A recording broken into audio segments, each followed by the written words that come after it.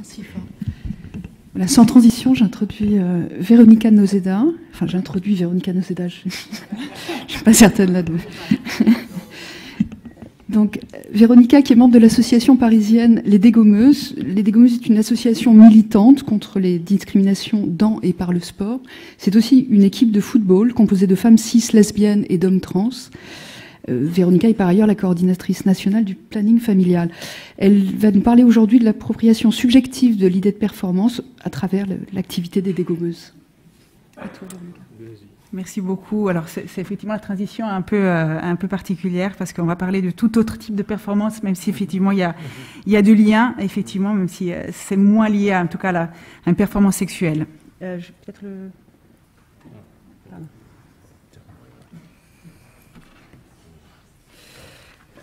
Juste un mot pour présenter donc l'équipe des Dégommeuses qui est née de façon assez informelle en 2010, comme beaucoup, je pense, de clubs sportifs LGBT, donc plutôt vécu comme un lieu protecteur, un endroit safe où pratiquer du sport pour notamment au départ surtout des femmes lesbiennes et de pratiquer du foot. Je le dis, c'est important parce que le foot est probablement un des sports avec le rugby, avec quelques autres, où quelque part la présence des femmes est la moins légitime et où la résistance à la place des femmes sur un terrain de foot sont les plus fortes.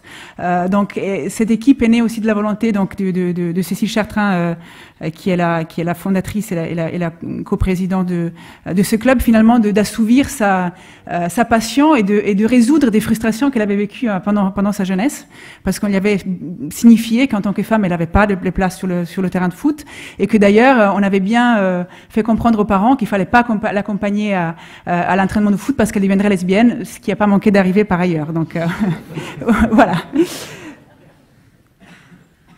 Et finalement, en faisant cette pratique tout simplement sur un terrain par ailleurs informel, on n'avait pas encore de créneau à la mairie de Paris, on allait jouer à Vincennes, et il y a, je pense, ici dans la salle quelques personnes qui étaient avec nous entre bière, clope et herbe haute. C'était pas un terrain très opportun pour la pratique sportive, mais quand même. On a compris que le foot était aussi un formidable outil d'émancipation et un levier politique. Outil d'émancipation parce que, voilà, je vous l'apprends pas, le sport collectif, c'est vraiment un lieu d'incapacitation, d'empowerment, d'affirmation de soi, de développement de toute une série de compétences sociales et physiques. Et on a vite compris pourquoi finalement les sports collectifs comme le foot étaient réservés aux hommes, parce qu'effectivement c'est vraiment un terrain d'émancipation où il fallait quand même éloigner les femmes de ce terrain-là. Et aussi, on a trouvé à fur et à mesure aussi un formidable terrain de lutte politique. Quelque part, suite à un paradoxe, parce que d'un côté, le foot est justement un lieu où se reproduit le plus fortement je dirais la norme, l'hétéronorme, à la fois sous sa forme sexiste et sous la forme lesbophobe. Donc quelque part il fallait agir là parce que quelque part c'est un endroit parfait pour mettre en lumière les mécanismes qui se déploient finalement dans le reste de la société, mais aussi parce que c'était un terrain finalement de rencontre malgré tout, hein, même si contrairement à certaines légendes urbaines, c'est pas vrai que tout le monde est égal sur un terrain de foot, mais parce qu'il y a quand même des différences de classe, d'exis corporel, etc., qui font que. Mais quand même, c'est vrai que c'était un lieu où, finalement, les gens pouvaient se rencontrer autrement, parce que finalement, ça faisait baisser un certain nombre de frontières. C'est-à-dire que les gens, beaucoup de gens, et notamment les joueurs et joueuses de foot, et nous s'intéressons aussi beaucoup aux joueurs, finalement, se sentaient légitimes de parler de foot. Et du coup, la question de l'introduction, de la question de la discrimination, de l'homosexualité, etc., pouvait se faire dans d'autres conditions que dans des conditions de tension qu'on peut rencontrer dans d'autres espaces sociaux. Donc les dégommeuses fonctionnent avec des principes inclusifs. Donc on a vraiment essayé de mettre en place une politique d'abaissement des freins à la pratique sportive avec des choses très simples, hein, donc une cotisation très basse, 20 € par an, avec des possibilités d'exonération sur simple déclaration, c'est-à-dire on dit juste je ne peux pas payer et on est exonéré. Je pense que c'est un des clubs les moins chers de Paris et de France. Il n'y a pas de sélection par le niveau sportif, donc tout le monde peut arriver, débutants, personnes qui ont joué par le passé, tout le monde peut arriver arriver à jouer dans la même équipe. C'est important de dire qu'on ne fait pas d'équipe par niveau, donc tout le monde joue dans la même équipe. Et moi, je reprends un petit peu ce concept de la réduction des risques, c'est-à-dire un peu une approche de bas seuil, c'est-à-dire les gens viennent comme ils peuvent, quand ils peuvent, il n'y a pas de règle d'assiduité.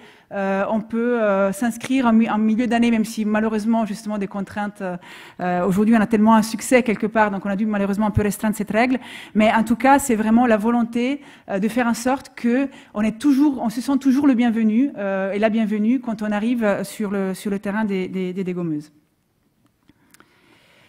Alors, quelles sont les conséquences de tout ça sur les performances sportives? Il y a une conséquence finalement qui n'était pas forcément très attendue. C'est qu'il y a beaucoup de frustration chez les sportives qui, elles avaient un bon niveau de foot. Parce que quand tu as un bon niveau de foot et qu'il faut jouer avec des personnes qui débutent, c'est pas si simple que ça. Donc tout ça, ça engendre des négociations perpétuelles sur quelle forme de plaisir on prend ensemble, quelle forme de performance collective on a ensemble. Et du coup, justement, il faut redéfinir un petit peu cette performance. Donc on est malheureusement, même si on rêve toujours de gagner, notamment le type qui est le tournoi chaque année, et on regresse chaque année, malheureusement. Mais voilà, on aimerait toujours gagner le type. En fait, il faut s'appuyer sur d'autres types de satisfaction des résultats pour pouvoir donner satisfaction à toutes les personnes qui composent l'équipe. Et en même temps, on s'est rendu compte que dire ah non mais chez les dégommeuses la compétition c'est un peu important, etc. C'est pas tout à fait vrai parce que et c'est pas tout à fait non plus productif parce que finalement faire en sorte qu'une équipe de filles ne se frotte pas à la question de la compétition, c'est quelque part là aussi reproduire une norme sexiste parce que quelque part la compétition est réservée aux hommes. Donc pour nous c'était aussi très important d'avoir une réflexion sur la compétition, même si ce n'est pas facile, il y a des choses qui se passent, il y a parfois des petites bagarres, des tensions, etc. Mais c'était aussi important de se dire, nous, en tant que femmes, en tant que lesbiennes, on a envie aussi de se confronter avec ses propres ressorts, ressources, etc. On a quand même envie de se confronter, je dirais, collectivement à cette question de la compétition. Ensuite, on a aussi développé donc performance sportive, mais aussi performance politique. Donc, comme je l'ai dit, c'est vrai que c'est un terrain d'affirmation de soi très important et d'affirmation aussi en tant que communauté, je dirais. Là, j'ai mis une photo à laquelle je pense toutes les dégommeuses tiennent beaucoup. C'est le fameux Glam Match qui est dans les annales, bien sûr, sportives mondiaux. C'est un match que les dégommeuses ont fait avec l'équipe Accept-ST au Bois de Vincennes. Et on a beaucoup joué justement sur les stéréotypes. Donc vous voyez, les gens sont un petit peu... il y avait un peu l'idée, les dégommeuses, jouaient un peu les butch, les camionneuses. Et les nanas d'Accept-ST, elles étaient dans une féminité débordante. Ou 2 minutes, mon Dieu, j'y vais. Donc, je continue, mais ça va être très simple parce que finalement, l'autre type de performance qu'on a développé, c'est effectivement cette affirmation dans l'espace public en tant que femme et en tant que lesbienne. C'est-à-dire que quelque part, c'est une forme aussi de performance, d'être là et d'être très connue en tant que non seulement joueuse de foot, et c'est déjà quelque part une forme il peut y avoir des mécanismes de discrimination, des petits colibés, etc. Et surtout en tant que lesbienne out. Toujours en faisant attention à la question d'une visibilité plutôt collective, c'est-à-dire que le poids de cette visibilité ne pèse pas sur l'une ou sur l'autre, mais soit endossé par toute une équipe, donc c'est beaucoup plus facile et c'est beaucoup plus protecteur d'être visible ensemble que être pointé du doigt en tant que la lesbienne ou le trans de la situation. Là, je vous montre juste quelques photos qu'a fait une dégommeuse, donc Teresa Suarez avec un collègue David André, donc sur des membres de l'équipe. Donc voilà, il y a des photos avec des déclarations. On a dans l'équipe des réfugiés, donc notamment Arsenal, son vrai nom est Osa, je crois, mais elle se fait appeler Arsenal parce qu'elle adore Arsenal. D'autres personnes, notamment Amida qui est une réfugiée ougandaise. Voilà, à nouveau pour dire que cette question de la visibilité, y compris pour des publics comme des réfugiés qui ont dû fuir leur pays en raison de leur orientation sexuelle. Donc la question de la visibilité, évidemment, et c'est aussi lié à une question de danger, je dirais.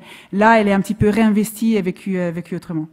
Donc voilà, je termine juste pour dire que pour nous, ce qui est important, c'est de lier effectivement la performance sportive et la performance politique, et on considère que taper dans un ballon, c'est déjà un acte politique, donc on essaye de lier les deux choses. J'ai mis une photo d'un événement qu'on a réalisé il y a quelques années qui s'appelait Foot for Love. On a joué au Parc des Princes, c'était un moment aussi de gloire avec une équipe de lesbiennes sud-africaines qui est confrontée à la question des viols correctifs dans son pays malheureusement. Et ici, donc un événement plus récent qu'on a fait, Foot for Freedom, qui était plutôt lié à la question des réfugiés LGBT. À nouveau des photos d'équipe pour signifier justement cette l'importance de ces dimensions collectives pour vivre autrement la performance physique et politique.